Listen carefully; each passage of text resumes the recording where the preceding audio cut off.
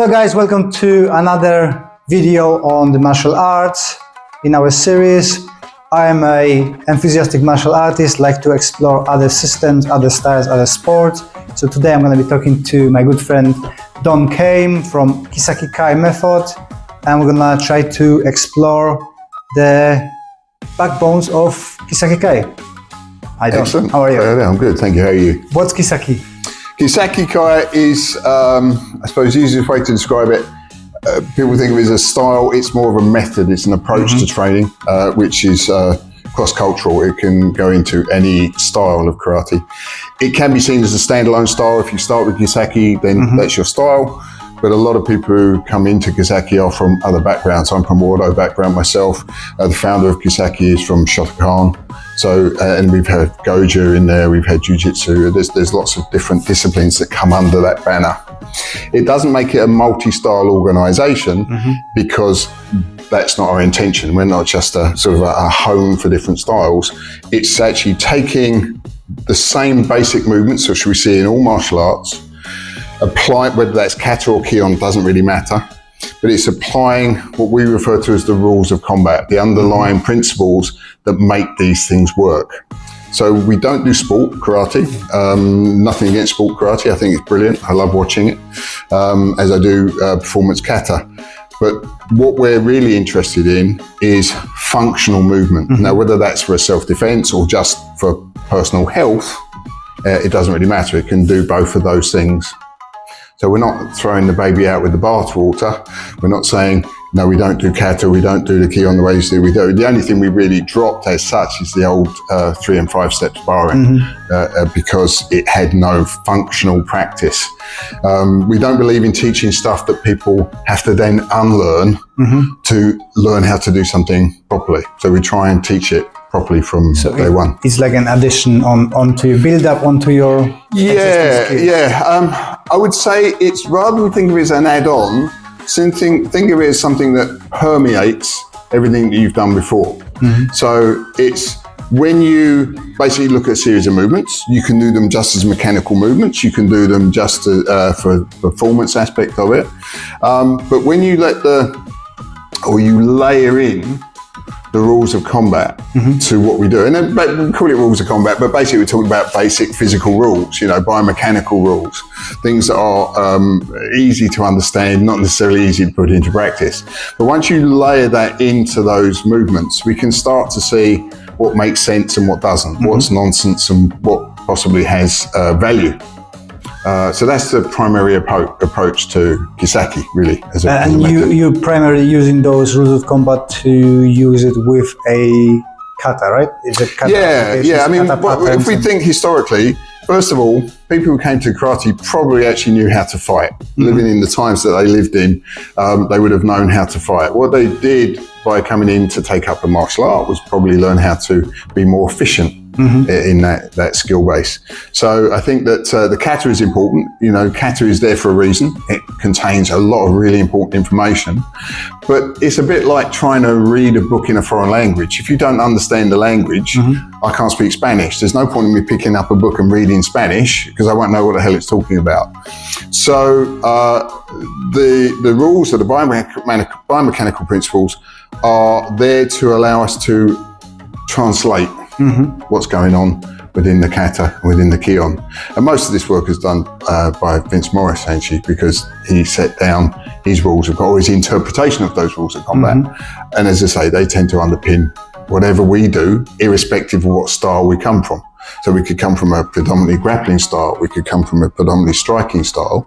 We still use the same rules and we interpret those rules and we let them permeate our practice. Our kion, our kata, even our warm-ups. Our warm-ups tend to replicate the type of movement patterns we have in our functional practice as well. So it's not a case of doing jumping jacks and doing loads of press-ups and doing all the things that get people knackered. It's a warm-up. It's getting the body mobile and actually able to do the exercises that we do. So it might be our warm-up one session, might be just running through the kata as a physical warm-up, mental warm-up. and then actually moving into the applications from the kata, working with a partner and exploring those. Personal belief is that all we do in the dojo is bunkai. Whether, you know, we think of bunkai as being applications, it's analysis. It's breaking things down, analysing, rebuilding, making things work in the best possible way, rather than just taking something as, oh, that's how he does it, that's how I'm going to do it. Because we're different. You know, you and I are both built very differently. You're short and handsome. I'm tall and not so handsome. So that basically means that we will look at the same movements, but we wouldn't necessarily apply them in the same way. So we might be using the same pathway, but we have to analyse that line of best fit. Now, that line of best fit, which is why we do most of our work in partner bases, is that not only does your movement change, but so does the opponent's movement. Okay, and that's like a conversation.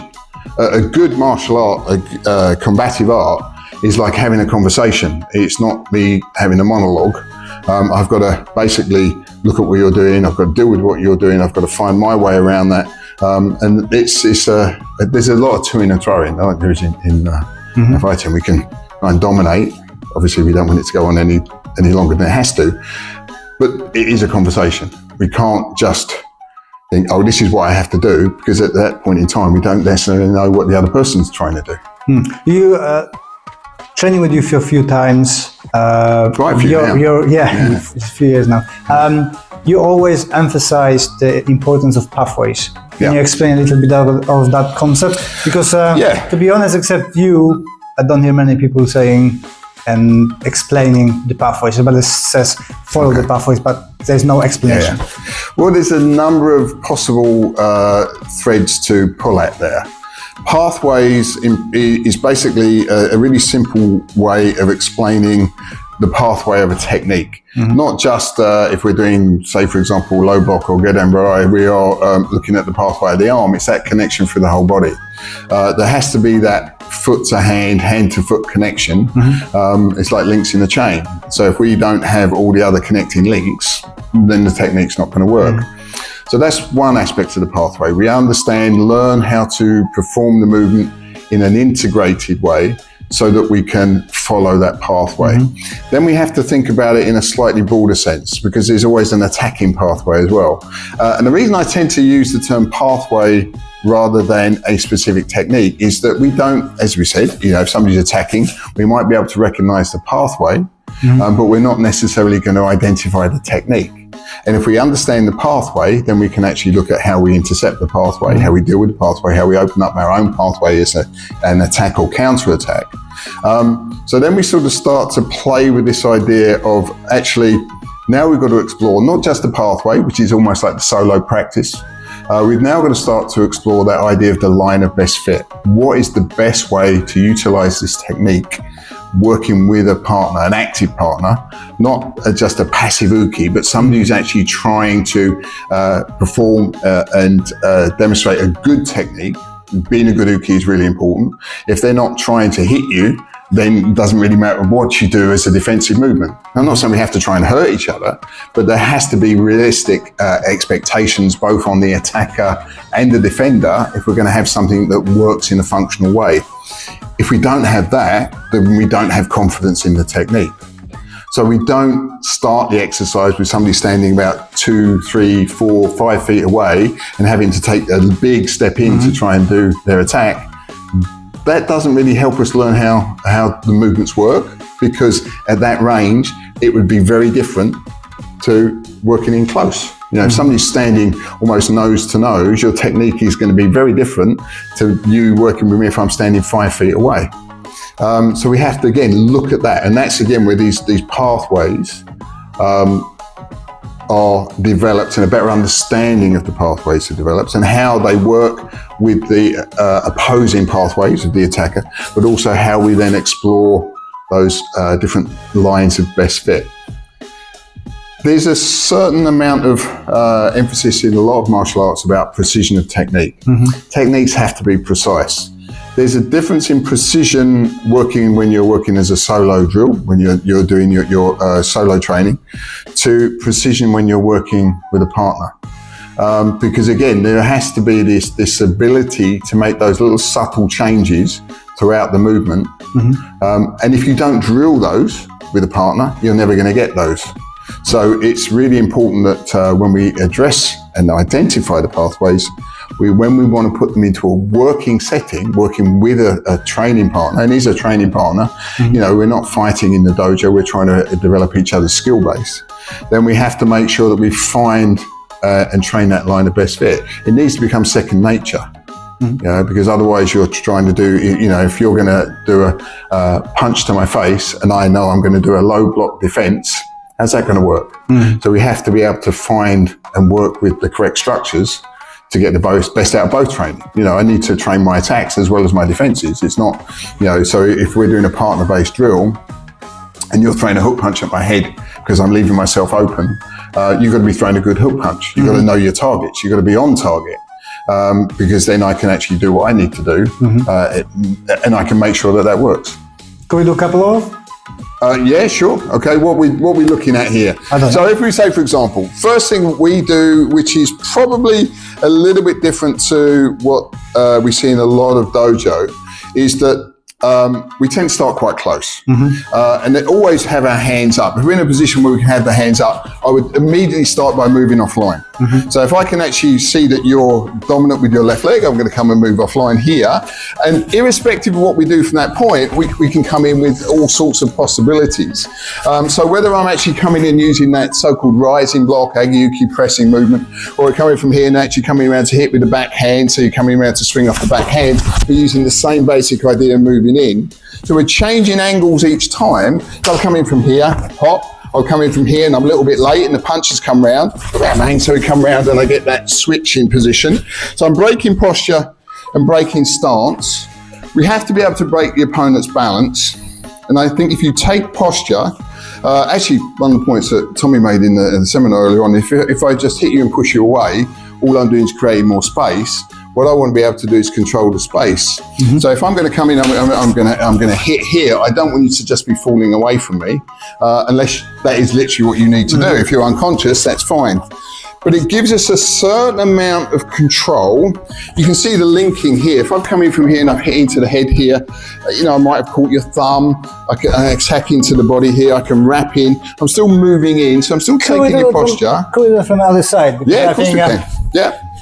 I do work both sides, but let me hear. So it's this idea of pushing them into their back foot, taking their weight, taking their posture, and taking away any possibility. I don't know, guys, if you noticed that he's hit me in the ribs, sneakily.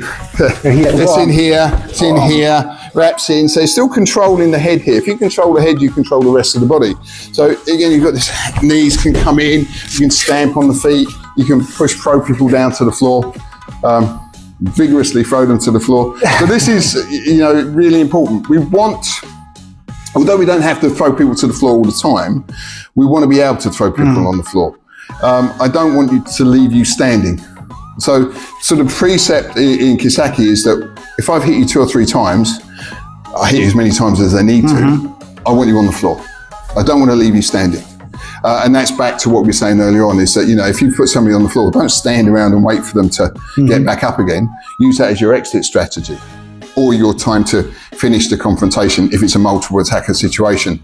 I don't want to be running off and dealing with them and leaving you in a position where you can get up and be dangerous again. So I want to try and put you out of the fight for good, permanently, so then I can do whatever else is going on.